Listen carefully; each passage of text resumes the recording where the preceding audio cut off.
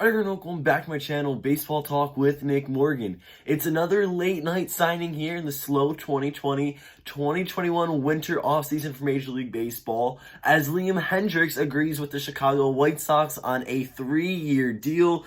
Really nice pickup for Chicago. They're getting a star reliever, and Liam Hendriks is getting a very nice payday. The White Sox broke out the checkbooks here for this one.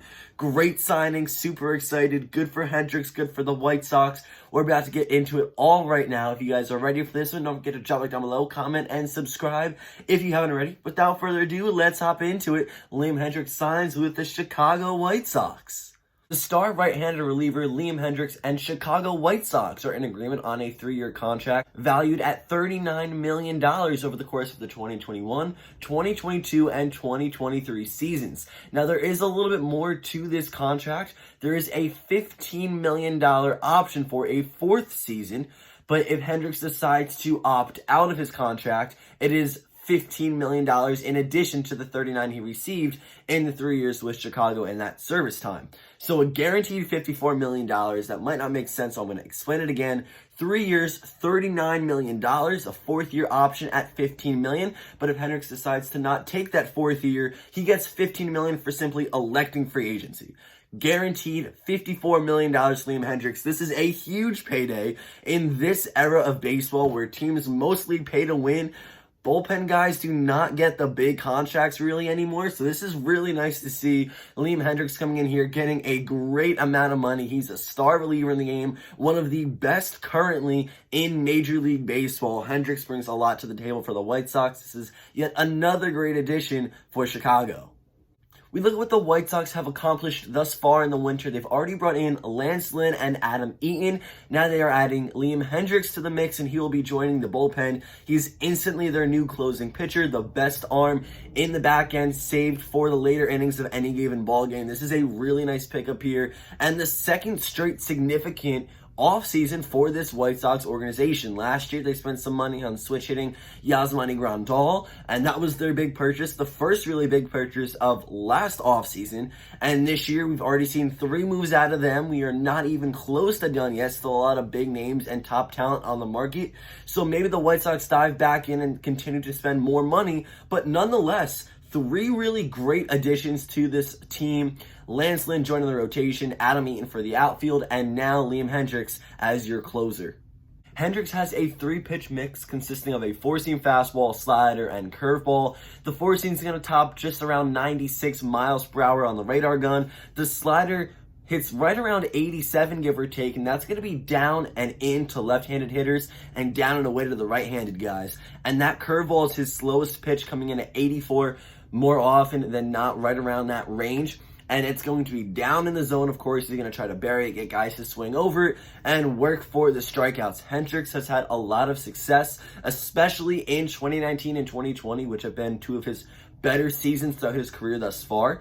In this abbreviated 2020 season, he pitched in 24 of the 60 games with a 3-1 win-loss record and earning 14 saves. Hendriks had a 1.78 ERA in that time, 25 1/3 innings pitched, striking out 37 batters and a whip of 0.67. He's filthy. He's got some great stuff from Australia.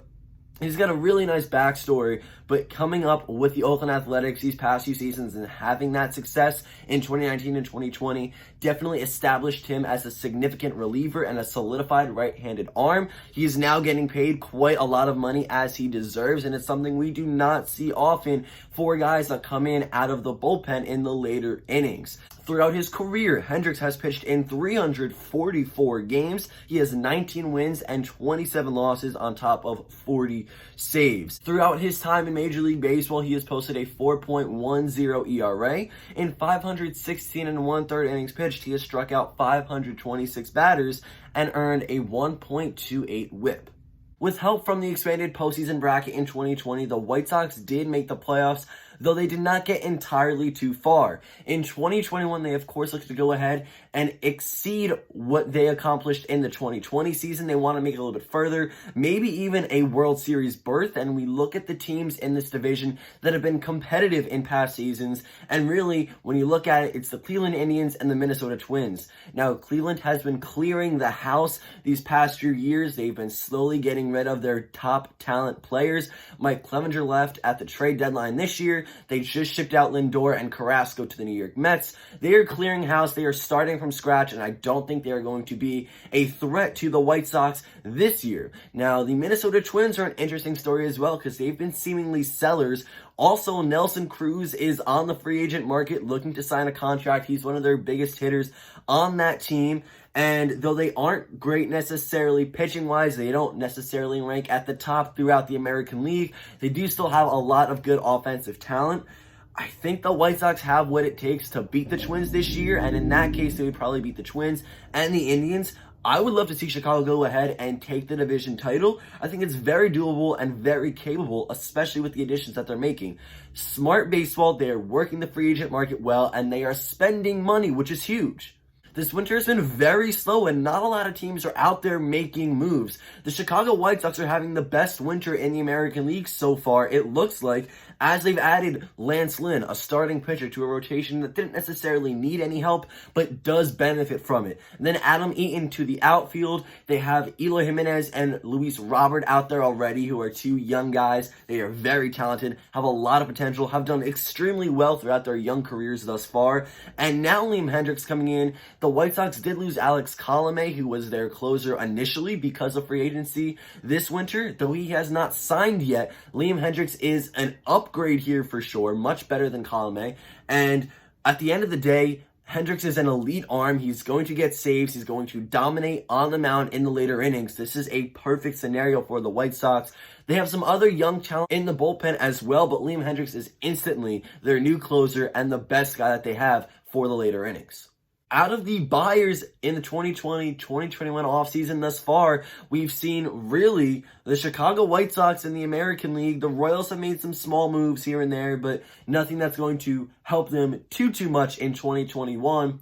So the White Sox in the American League, and then the National League, it's been the Padres and the Mets. So other than that, not a whole lot going on. The Dodgers have added Blake Trinan. They brought him back. That was a late night signing just a little while back, but we are still waiting for the big free agents to sign somewhere, and I think it's going to be just a matter of time. Maybe this is a domino that begins everything, and Hendriks comes in, and now we're going to see Bauer sign, Realmuto, LeMahieu. That would be awesome. But this is just such a great addition for the Chicago White Sox. I'm really happy for them, rooting for their success. They're a team that's been rebuilding for quite some time now.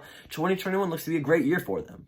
Before I end the video, I do want to say that, of course, there were a lot of eyes on Liam Hendriks, one of the best right-handed relievers in the game, and a team I especially want to note here is the Toronto Blue Jays. They have made it well known that they are going to be buyers. They fully intend on spending money here this winter, which is so exciting because this young, talented core is going to grow. They're going to be so much better, hopefully climb the ranks in the AL East. But the Blue Jays were interested in Hendriks. They wanted to go after him, and I think he would have been a nice fit there out north of the border in Toronto. But Chicago would definitely benefit from Hendriks, and I'm excited for him either way. Going to be rooting for his success and the Chicago White Sox this upcoming season and throughout the entirety of his 3-year contract. But again, back to Blue Jays very quickly. They've been linked to Hendriks. They've been linked to Springer. They've been also supposedly in talks with other top free agents. It's exciting. We have not seen a whole lot of moves just yet, but from what we've seen, some nice names, some big paychecks, not bad.